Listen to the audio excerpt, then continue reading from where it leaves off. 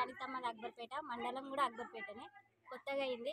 ఈ విలేజ్ అక్బర్పేట విలేజ్లో సన్న బియ్యము ఈ నెల కొత్తగా ఇచ్చారు. ఆ బియ్యం కూడా వంట బాగానే అవుతుంది. మేము ప్రతిరోజు అవి పెట్టుకుంటున్నాం.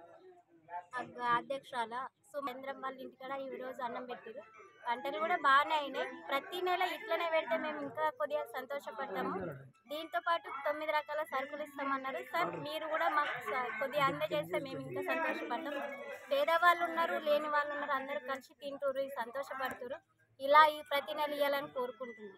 రేవంత్ రెడ్డికి ధన్యవాదాలు అని చెప్తున్నాం.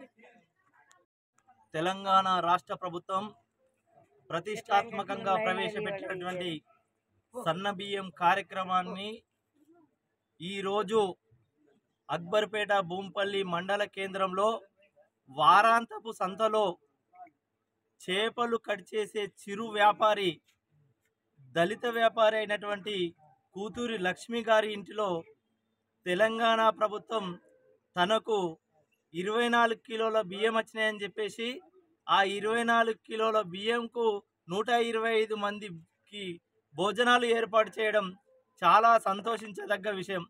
ఈరోజు ఇక్కడ చూస్తుంటే నాయకులకే కాక ఇక్కడ గల్లీలో ఉన్న అందరికీ చెప్పి సంపక్తి భోజనాలు నిర్వహించడం ఏదైతే లక్ష్మి గారు ఆలోచన చేసిర్రో అది ఈ తెలంగాణ రాష్ట్రంలో నాకు తెలిసి ఇంత మంచి ఆలోచన చేసిన లక్ష్మి గారిని మనస్ఫూర్తిగా అభినందిస్తూ ఉన్నాం. అలాగే మాకు మంచి భోజనాలు పెట్టి మా కడుపు నింపిన లక్ష్మి గారిని మనస్ఫూర్తిగా అభినందిస్తున్నాం.